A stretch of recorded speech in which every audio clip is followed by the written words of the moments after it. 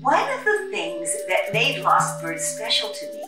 was that it gave me a chance to write a book with Joe Leaphorn again as the main crime solver. As you all may remember, Joe Leaphorn was the detective with whom my dad began the series back in the 1970s.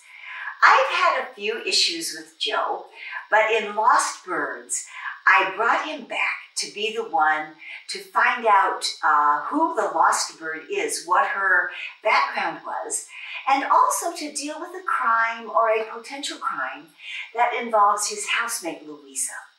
One of the enjoyable aspects for me about writing Lost Birds was that it gave me a chance to bring back Detective Lieutenant Joe Leaphorn, but not as the young guy who he was in my dad's books, but now as a mature, retired law enforcement person who's moved into being a private detective.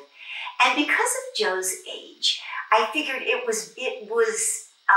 advantageous for me to let him use his brain, to let him use all of the things that he had learned through his many years in law enforcement, and also to pair him up with another aged but still vital policeman, Captain Largo, and to have the two of them work together to figure out how to prevent a disaster by using their common sense, using their well-honed wisdom,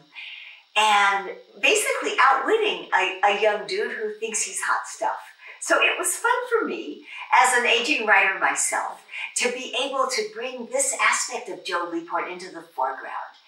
And when I began the series many years ago, I knew that I was not Tony Hillerman, but in fact, the Joe Leaphorn in my books also is not the Joe Leaphorn that Dad created. I think both Joe and I have learned a lot in writing this series, and I really enjoyed the challenge of bringing Joe back to life in this new phase of his life.